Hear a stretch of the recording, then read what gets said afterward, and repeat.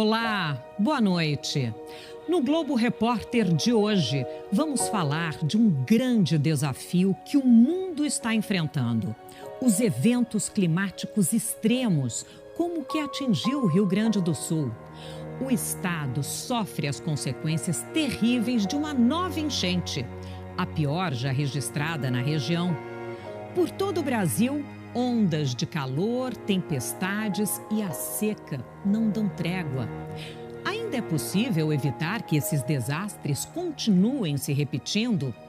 O Globo Repórter atravessou o Brasil, de norte a sul, em busca de respostas.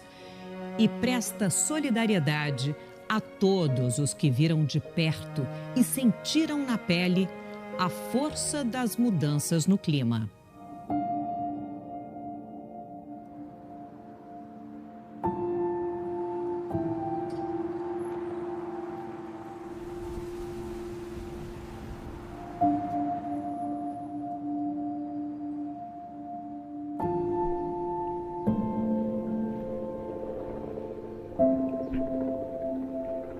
Noeli,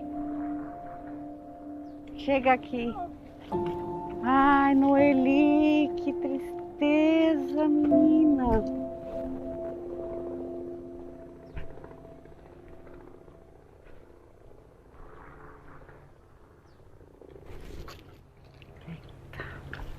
Olha, minhas coisas. Tudo de novo. Tudo. Nossa, Pela mas terceira vez. que luta, meu Deus. Seu Zé tá ali em cima do telhado, seu filho aqui, as vizinhas ajudando mais uma vez. Ô, seu Zé. Que tristeza. Dessa vez aqui em Mussum não morreu ninguém. Graças a Deus. O pessoal saiu antes. Saiu bem antes. Saiu bem antes. A Defesa Civil avisou. Alertou nós que a enchente ia ser grande. Aí nós saímos fora. Mas agora tá nessa situação. Não deu pra salvar nada porque foi tudo em cima de novo. Um rastro de destruição nos trouxe de volta ao Rio Grande do Sul. Estivemos aqui há um mês quando conhecemos Dona Noeli e seu Zé.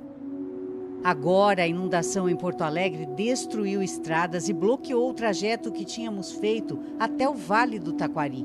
Por isso, foi preciso voar até Chapecó, em Santa Catarina, descer de carro até Passo Fundo. Só depois de 6 horas de estrada, chegamos à cidade de Mussum. Nossa, o aguaceiro. Tá apurado. Aqui é a cozinha. Que era a cozinha, que era uma cozinha uma vez. Olá. Oi, tudo bem? Olha que bom, tá chegando o reforço. É isso aí. Né? Muito bom mesmo. Mais uma vez, os moradores dessa região estão tentando se reerguer. Em abril, encontramos pessoas que no ano passado, pela primeira vez, viram o rio Taquari transbordar com uma força sem precedentes. Foi horrível. Como é que a senhora descreve aquilo? Como um apocalipse. O juízo final pela água. Em Roca Salles, cidade vizinha e também muito atingida pelas águas furiosas do rio Taquari, encontramos a Clara. Ela é psiquiatra e desde as primeiras horas atendeu pessoas que ficaram sem chão.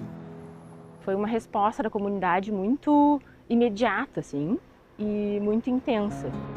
Porque as pessoas veem o que está acontecendo, né, no mundo. Tem uma enchente na Índia, uma geleira caindo, um rio que está transbordando. O que isso provoca nas pessoas? O que isso provoca na gente? A gente tem, então, utilizado mais frequentemente esse termo eco-ansiedade, né? Que ele identifica um sofrimento mental em resposta às mudanças climáticas que a gente vem sofrendo. E esse pequenininho aqui estava na barriga da Lúcia? Ele estava na barriga da Lúcia. A Lúcia estava grávida de 7 para 8, né, mano? 7 para 8 meses. Daí a gente, foi louco, foi desesperador, né? O Rio Grande do Sul ainda conta os mortos do maior desastre natural de sua história e os prejuízos ainda incalculáveis das tempestades. A ponte é uma ponte de concreto abaixo da linha férrea. O nível do rio veio acima da ponte de concreto e arrancou a ponte toda de concreto. A cidade construída pelos imigrantes nunca tinha visto nada parecido. Naquela tarde de setembro de 2023, o rio Taquari juntou a fúria de um ciclone com uma tempestade. Em poucas horas, a ponte, que era sinônimo de fortaleza, estava coberta pela enxurrada. Naquele dia, o prefeito declarou: Mussum não existe mais. Mais de 80% da cidade ficaram embaixo d'água. A ponte, que nos anos 70 foi construída com 2 plataformas, hoje só tem a ferrovia. A rodovia continua despedaçada, lá embaixo, no leito do rio. Um remo, uma canoa. Foi com eles que seu Zé Pescador salvou cerca de 50 pessoas em setembro do ano passado. O filho do seu Zé é esse rapaz que também correu risco para socorrer animais e amigos. Naquela noite, Noeli ajudava os vizinhos com o coração apertado, sem saber do filho e do marido. Eu não sei como que eu tive força para fazer o que eu fiz, porque... Tem quantas? Tem mais 2 lá, Noeli? Tem. Pode vir, pode vir. Gritavam o meu nome: Noeli, por favor, não me deixa morrer, não me deixa morrer. E eu estava desesperada porque eu também precisava me salvar. Voltamos até a casa onde a Noeli foi resgatada naquela primeira grande inundação. Dessa vez, o estrago foi muito maior. Vamos lá ver?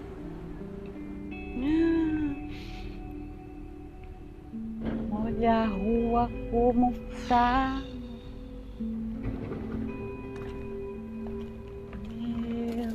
É difícil acreditar que eu entrevistei a dona Noeli 1 mês atrás, né, Noeli? Exatamente aqui. E ela estava se preparando para voltar para casa onde viveu mais de 6 anos. E olha isso como está agora. Inacreditável. Nossa. Meu Deus. Nossa, dessa vez arrancou parede. Arrancou tudo, telhado, forro. Aqui era o quarto do meu guri mais velho. Quarto... Ali era o meu. Aqui? Uhum. Antes, quando eu falava em mudança climática, o que as pessoas pensavam? Que estava longe? A gente ficava tranquilo, porque nunca tinha acontecido isso. E agora, em 8 meses, 3 tragédias em 8 meses. É muita coisa. Quem conheceu a cidade para ver agora o estado que tá, que a gente precisa de tudo, tudo. Roupa, alimento, casa, esperança. Esperança. Sinto muito, viu? A gente não queria te reencontrar assim. Pois é. Eu cheguei no meu limite, eu não tô mais aguentando. É muita coisa. É muita coisa em pouco tempo. Estamos vivendo no limite. Vimos enchentes históricas no sul e a seca devastadora no norte do país. Como chegamos até esse ponto? Durante milhões de anos, a natureza caprichosamente formou esse conjunto único de seres, plantas, bichos e rios. Um ambiente acostumado às variações de temperatura e umidade, mas que reage mal ao abuso, à exploração insustentável e às mudanças climáticas. Agora, essa floresta manda recados que muita gente insiste em não entender, mas é preciso ouvir os avisos da natureza antes que seja tarde demais. Desmatamento ilegal, garimpo, gases do efeito estufa. Não é exagero dizer que mesmo quem está muito distante dessa floresta pode sentir ou ainda vai sentir o que acontece na Amazônia. O futuro da vida no planeta passa por aqui. O encontro das águas sinaliza nosso caminho. Olha os dois juntos. Flagrar rapidinho quem mergulha no encontro do Lago Tefé com um braço do Rio Solimões é uma alegria para nós e para a oceanógrafa Miriam Marmontel, que há 30 anos estuda os mamíferos aquáticos daqui, com atenção toda especial para os botos. 2 vezes por semana nós fazemos a vigia do lago, procurando se existem carcaças e até observando o comportamento dos animais para ver se tem alguma alteração, né?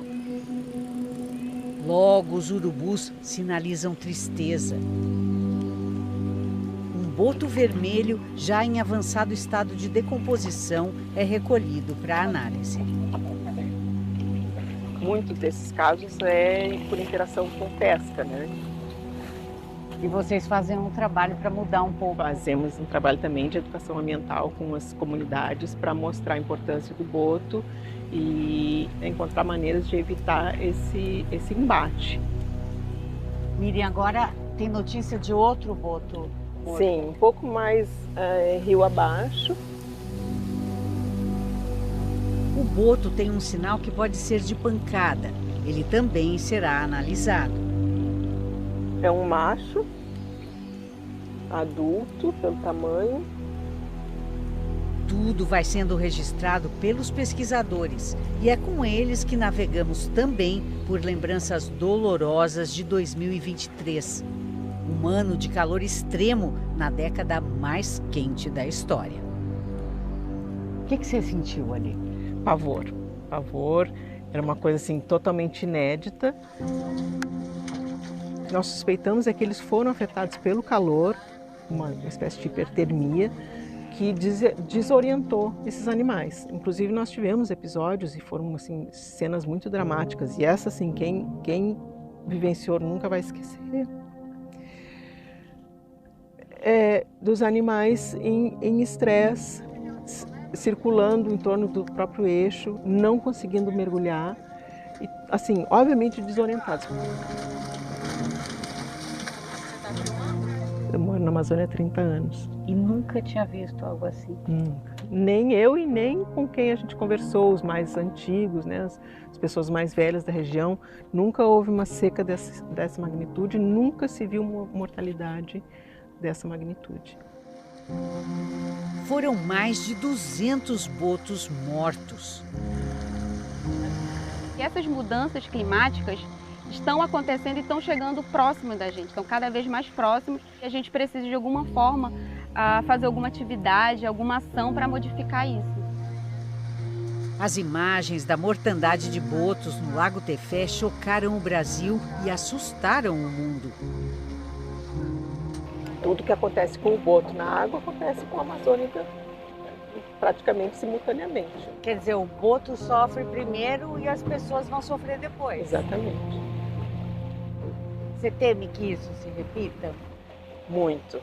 Então, por isso, nós estamos já tentando nos preparar para isso, adquirindo material mais específico para, se for o caso, de intervir e tentar difundir mais essas ações, esses protocolos para outras regiões da Amazônia.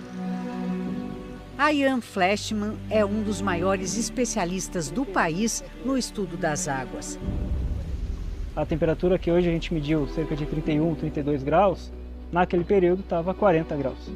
E é um valor, conversando com muitos colegas, que ninguém nunca mediu na Amazônia. Em águas amazônicas, a gente medir 2 metros de profundidade, toda a coluna d'água a 40 graus, é algo realmente sem precedentes, o que alerta para esse aquecimento generalizado que a gente está vivenciando. O que as águas da Amazônia estão dizendo? Que vivemos um período muito preocupante. A Amazônia é a maior bacia hidrográfica do mundo, mas quando a gente vê tanta água disponível e pessoas passando sede, a gente tem um paradoxo. Então, o que a gente viu nessa seca extrema de 2023? Comunidades passando sede, morando as margens do maior rio do mundo.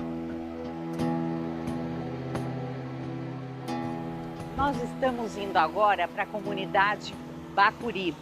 Ela e tantas outras dependem desse lago cheio. Os ribeirinhos sofrem muito com as secas extremas e prolongadas, como tem acontecido. Aqui na Amazônia, água é vida, mas é também caminho. E quando tudo seca, fica muito difícil. O resultado é sofrimento, desespero mesmo. Lá na comunidade, nós vamos conhecer uma mulher cheia de histórias. E ela tem o alerta até no nome. Chegamos. Vamos lá?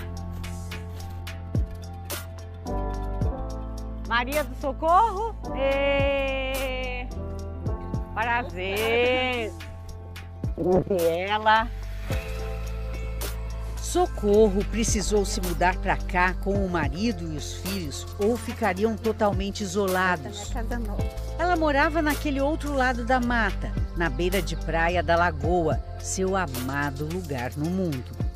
Depois dessa mata, lá na frente, E ficou muito isolada quando secou? Não, ficou todo mundo, né? Eu, principalmente, era eu, a minha irmã e mais 2 vizinhos. O deslocamento forçado é um dos efeitos das emergências climáticas. A mesma quentura que abateu os botos transformou essas águas em lama. Uma armadilha perigosa que ribeirinhos como ela e o marido quase morreram ao ter que enfrentar. Quando você pisa na lama, ela não tem estrutura. Você atola. A gente deita, aí a gente vai se puxando como se estivesse nadando, só que na lama. A gente não consegue andar. A gente nasce de novo, né? Eu nasci de novo. Olha, eu tô com 48 anos. Socorro se preocupa com o amanhã das novas gerações. Quer deixar para essa criançada uma natureza viva. E ali a molecada? Que é de camisa vermelha, meu filho, né, pequenininho. Tem muita criança aqui? Tem muita criança. Filha e neta de parteiras famosas na região, ela acatou o último pedido da mãe. Ela disse que ela queria 2 coisas, que eu cuidasse do povo da comunidade, como ela tinha cuidado, e que eu fosse parteira. Ela pediu para você? Pediu. Ter o futuro nas mãos, nos braços, é a rotina da parteira, que é também roceira, planta de tudo, principalmente a mandioca, que é a base da alimentação por aqui. Quando eu era menina, os antigos diziam assim, esse mês é seca. Aí secava. Esse mês vai encher. Enchia. E agora não. E é assim, então cada ano que passa, está ficando mais difícil. A estiagem na Amazônia já está, em média, 5 semanas mais longa que nos anos de 1980. E se nada for feito, a situação vai piorar. Na história recente da Amazônia, muitos dizem que foi a maior tragédia que já aconteceu, considerando todos os impactos, né? Então, eu entendo que cada pessoa, cada membro da sociedade tem o seu papel nessa luta que a gente está vivendo, né? O planeta está todo interligado e a regulação do clima depende da conservação da biodiversidade. O que dizem a sabedoria ancestral dos povos originários e a ciência? A gente vê a natureza da água tão generosa e cheia de vida e precisamos criar um fluxo entre a água que está no meu corpo e aquela água que está aqui, fazendo mágica, o milagre da água, água boa. Ô minha ré, ô minha teió, ô minha teió, ô minha teió, rei tacrucre ré, rei tacrucre ré. A água, ela é decisiva e sem ela a gente não tem vida no planeta Terra. A água dá vida a tudo. É bater os olhos para viver o encantamento.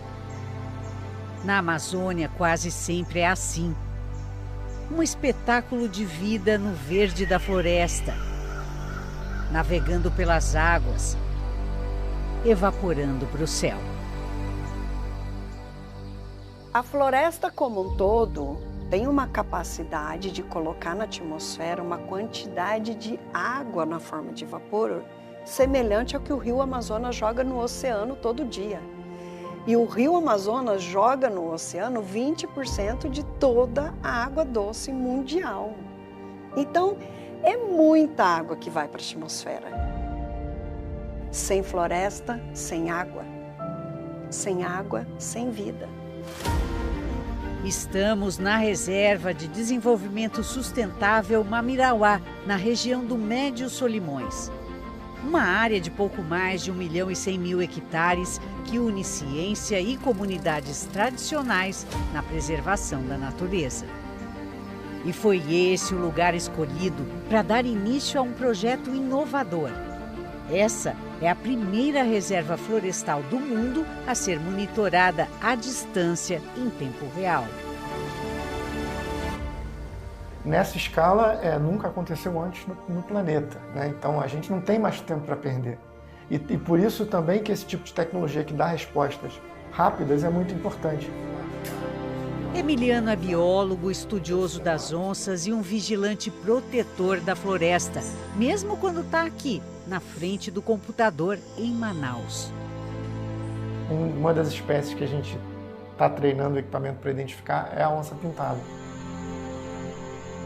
Os animais da floresta, né, são muito difíceis de ver. Aqui está uma onça, né, mas você não vai ver essa onça. A onça está aqui, ó, lá em cima da árvore. Então, isso é o caso da maioria dos animais da floresta. Eles são praticamente invisíveis. Eles fogem com razão da gente, né? Eles fogem, se escondem ou se camuflam na floresta, então são muito difíceis de ver. Então, a gente precisa de uma metodologia que detecte esses animais e dê respostas rápidas. E como é que funciona tudo isso junto? A gente treina a inteligência artificial e, a partir desse treinamento, ela consegue identificar as espécies, tanto por imagem quanto por som. Camila e Israel, a cientista e o indígena, trabalham em campo para garantir a instalação e manutenção dos equipamentos de captação dos sons. Pelo caminho das águas, vamos em direção a uma árvore em especial, que fica para lá da curva do rio. A placa solar coroando a copa dessa gigante é um sinal. A belíssima árvore é uma antiga testemunha da passagem do tempo e da vida na floresta. E agora tem a tecnologia como companheira, gravando todos os sons ao redor. É linda essa árvore, hein? Que árvore é essa? Apuí. Apuí? Uhum. Apuí, guardião da Sinfonia da Floresta. Como é que tá aí em cima? Tá tranquilo, tá limpo. Meu nome é Israel da Silva Mendonça. Eu sou da aldeia Méria, do povo Miranha. Quando falaram para você, a gente vai gravar os sons da floresta. O que você achou? Aí eu, em primeiro momento, né, com dúvida, né, como que seria, né? Mas depois, quando eu comecei a ver o projeto, eu fiquei encantado. Dá para ouvir tudo, né? Tudo. O fundo do rio, os peixes, é maravilhoso, muito diferente. Camila é especialista em monitoramento acústico. Trabalha para captar e espalhar as vozes da floresta. A gente escuta o que está se passando aqui em qualquer lugar do mundo. Eu não preciso mais estar presente aqui, né? Eu consigo me deslocar para outros lugares e continuar monitorando da mesma forma como se eu estivesse presencial aqui. Como se fosse um instrumento de uma orquestra. Vamos escutar de novo? Vamos.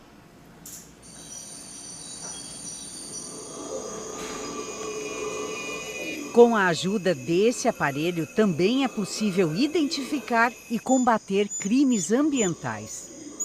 A gente tem treinado ela também para reconhecer sons humanos, né? Então, por exemplo, motores de embarcação, motosserra, tiros, para que a gente tenha ações mais direcionadas de proteção da floresta e dos animais. E também dos povos da floresta, né? É preciso prestar atenção aos alertas e ouvir o chamado da natureza.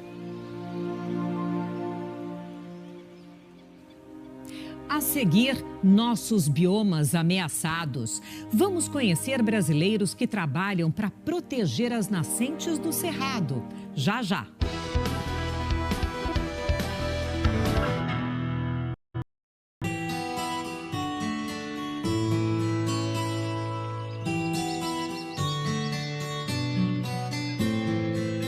Uma paisagem bem brasileira e que guarda um tesouro embaixo da terra. Essas árvores baixinhas, retorcidas, assim cheias de galhos, quase sempre escurecidas por causa da secura.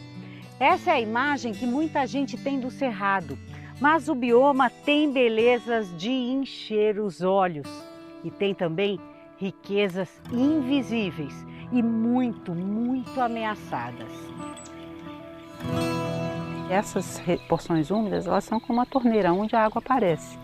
Mas para a água chegar na torneira, você precisa de alguém que armazene, que é a caixa d'água. Você precisa do sistema de condução dessa água até a torneira. E tudo isso é feito através dessa integração das paisagens. Ele tem que ter as áreas mais altas, com solos profundos, que funcionam como esse armazenamento de água. E aí elas vão drenando para as áreas mais baixas. A bióloga Mercedes Bustamante é uma das maiores especialistas em cerrado do país. O coração do Brasil pulsa nessa grande área central que guarda 3 aquíferos e onde brotam inúmeras nascentes. As veredas são oásis do cerrado. Ladeadas por majestosos buritis, essas áreas úmidas são como esponjas que precisam estar sempre encharcadas para nos acudir nos tempos de seca. Estamos nas trilhas da Estação Ecológica Águas Emendadas. E aqui é o marco, Reserva Biológica 1968. O que são as águas emendadas?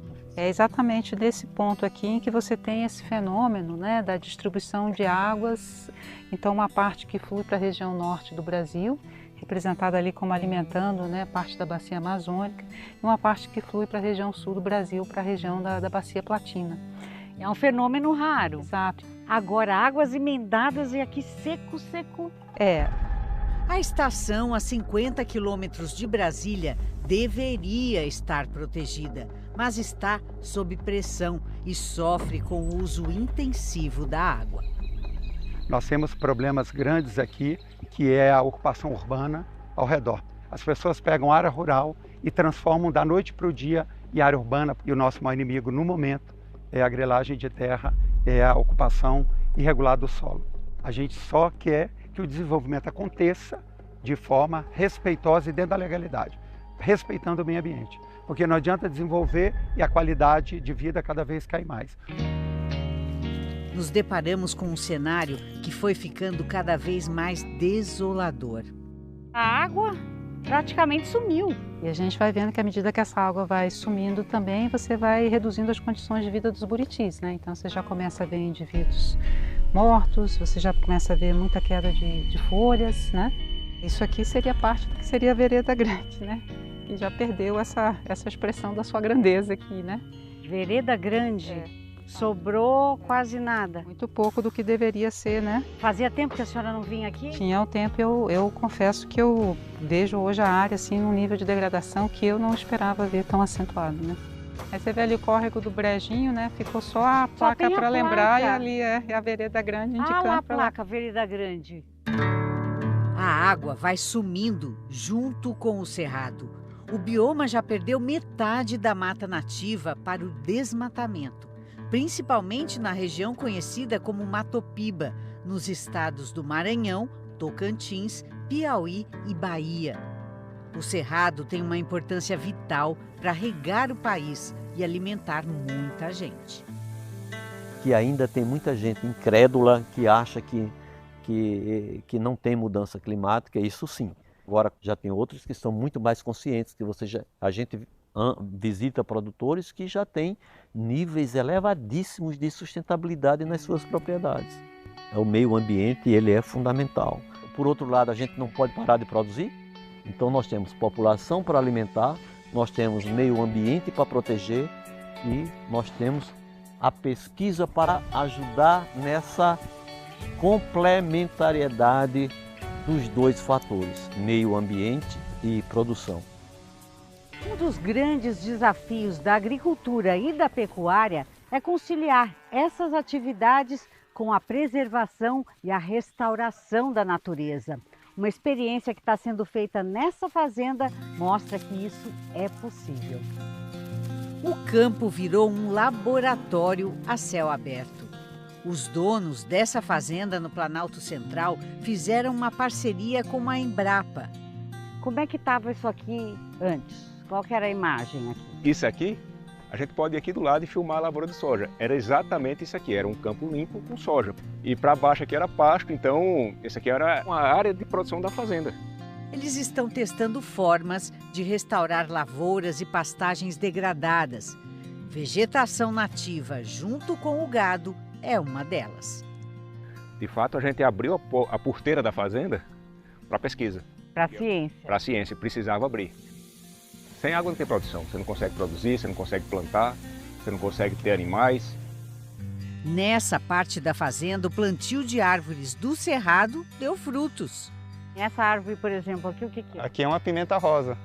Teve uma grata surpresa que quando a fauna veio, trouxe junto com ela outra riqueza, que são os regenerantes. Se a gente olhar aqui embaixo aqui dessa pimenta, tem uma riqueza muito grande aqui de espécies que a gente não plantou da mão humana. Mas os passarinhos plantaram? Sim, os passarinhos vieram, plantaram aqui pra gente. Roberto Gata é o consultor responsável pelos projetos de restauração e as possibilidades da agricultura e da pecuária regenerativas. E direto da natureza. As sementes estão lançadas. Para que possam crescer fortes e saudáveis, é preciso ouvir os filhos dessa terra. Dona Josefa! Conhecer uma geraizeira é abraçar um conhecimento antigo, uma sabedoria que une floresta, caatinga e Pantanal. Estamos no Cerrado ou nas Gerais. Aí vai, faz a voltinha. Um pra lá, um pra cá.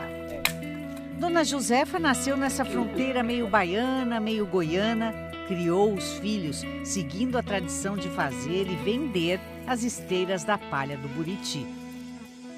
Do tempo que a senhora era criança para agora está mais quente. Pode nem comparar.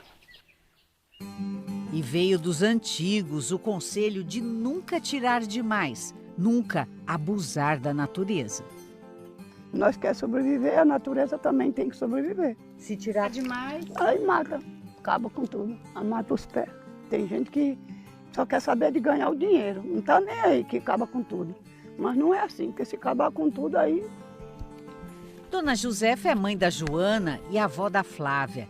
3 gerações de mulheres que vivem do cerrado e agora ajudam a reflorestar. Elas são coletoras de sementes, um trabalho que gera renda e exige conhecimento. Você tem que ter o cuidado que não vai danificar a planta, que você vai ter a certeza que o ano que vem ela está ali intacta para te dar frutos novamente, porque as árvores nativas, elas são famílias também, né? São seres vivos. Dá para perceber que você tem um amor pelas sementes.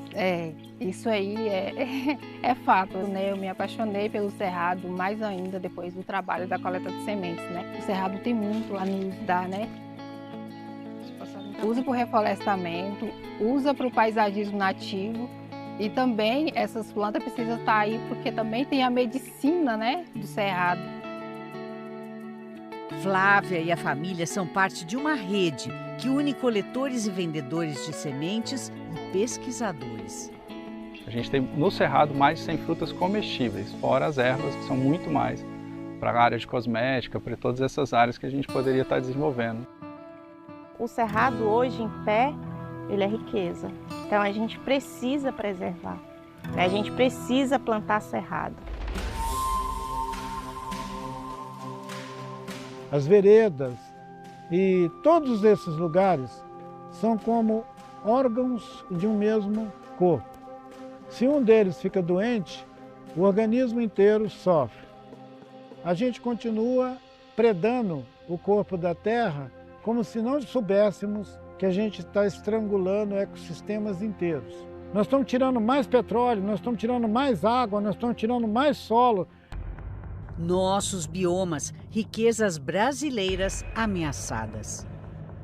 O aquecimento global faz os extremos se tornarem mais extremos e também o aquecimento global induz a essas secas frequentes em todo o mundo, mas também ali no Nordeste. Então, essa é uma das razões que essa área semiárida está se expandindo. No norte e noroeste da Bahia, diminuiu ainda mais a precipitação e pode virar um semideserto. E isso muda a paisagem e muda a vida das pessoas. Sem dúvida, aquilo tudo desaparece, espécies desaparecem, um potencial econômico da biodiversidade da Caatinga ali desaparece. O semideserto não mantém mais a agricultura típica da Caatinga, não tem mais a vegetação da Caatinga. Tem uma urgência de mudar. Não é desenvolver de uma maneira diferente, é parar de desenvolver e envolver-se. Encontramos Krenak na Floresta da Tijuca.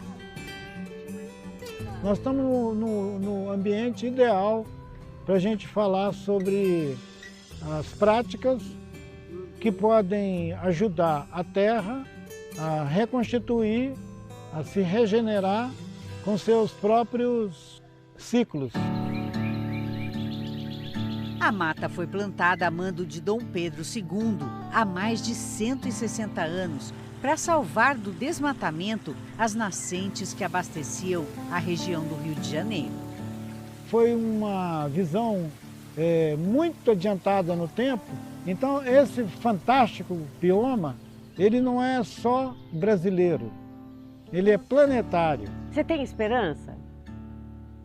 Se eu não tivesse me alimentado de esperança a vida toda, eu nem estaria aqui sentado, aqui nesse bosque, falando da Mata Atlântica, porque eu já teria dado por perdida a nossa luta contra a predação e a ganância da espécie da qual eu faço parte.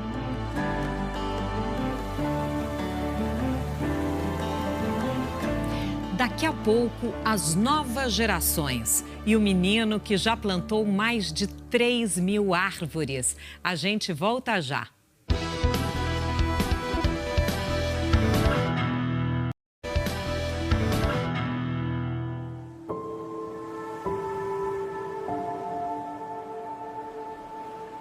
A gente não cansa de admirar essas belezas do céu e do mar, que já foram tão bem descritas por poetas, navegadores, astronautas. Só que os oceanos que nos alimentam, que banham algumas das maiores cidades do país, que são fundamentais para equilibrar o clima no planeta, estão ficando perigosamente mais quentes e mais ácidos. E isso, essa degradação toda, não vai afetar só a vida de quem mora assim pertinho, mas no planeta inteiro também. Se a temperatura continuar alta e continuar aumentando, nós vamos gerar a extinção de centenas de milhares de espécies da natureza. Espécies de plantas, espécies de animais. Por exemplo, se a temperatura dos oceanos ficar acima de 1,5 graus, nós vamos gerar a extinção de talvez 80% dos corais, dos recifes, e com 2 graus nos oceanos, 100%. Nós vamos extinguir todos os corais. Então, esse é um enorme risco que o planeta está correndo e nós somos os responsáveis. Um esforço urgente e que depende de todos. Conter o avanço das mudanças climáticas está em nossas mãos. E até as pequeninas são capazes de fazer grandes transformações. Essa árvore daqui é muito importante para mim mesmo. Não foi a primeira? Não foi a primeira. Por que ela é especial para você? É porque eu tinha 5 anos quando plantei ela. Tá grandona, né? Eu me sinto muito feliz porque eu sinto que eu tô com o meu projeto incentivando outras pessoas. Xandinho começou deixando mais verdes as calçadas da rua onde mora. Foi plantando, ficando conhecido e levando mudas para muitos lugares, como a praça nos Arcos da Lapa. Já são mais de 3.000 árvores plantadas por quem põe as mãos na terra para colher um futuro diferente. Eu quero deixar para os meus filhos e netos um mundo melhor que deixaram para mim. Cada árvore tem que ser olhada como uma fábrica de água, uma fábrica de chuva. Não é só para jogar vapor de água na atmosfera. As árvores, a gente percebe, locais que tinham minas de água, nascentes, depois de desmatada, a nascente seca. E quando se refloresta ao redor dessa área, a nascente volta e cada vez produzindo mais água. A cientista do clima, Luciana Gatti, se preocupa com a água e com os gases do efeito estufa. Tem em seu laboratório amostras do ar coletadas na Amazônia. As análises mostram que partes da floresta não conseguem mais absorver poluentes, já emitem mais gás carbônico do que recolhem. É o desmatamento transformando a região que ela estuda há mais de 20 anos. Dá para perceber que a senhora é muito apaixonada. Sou. Por quê? Olha, primeiro, para a gente poder medir qual é o papel da Amazônia, né? E ela ficou emocionada. Fiquei. De onde que vem essa emoção?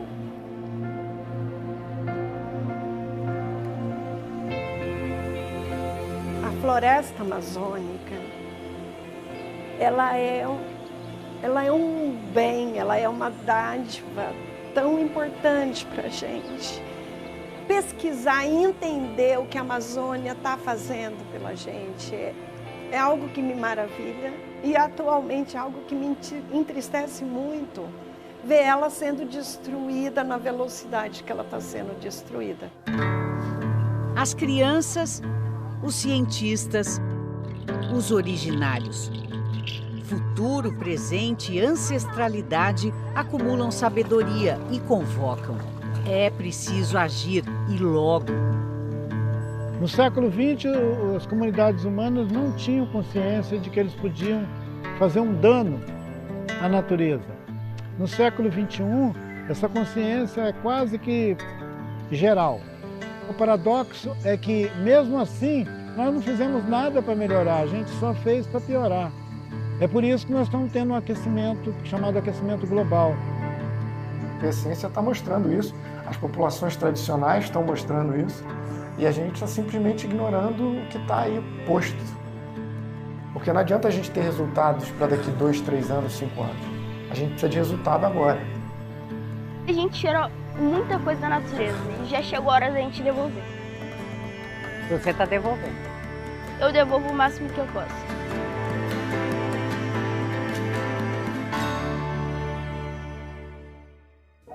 O Globo Repórter termina aqui, mas a cobertura do trabalho de recuperação das áreas atingidas pela enchente continua em nossos telejornais. No site paraquemdoar.com.br você encontra formas de ajudar as famílias que estão sofrendo as consequências da chuva no sul. A gente se vê na próxima sexta-feira.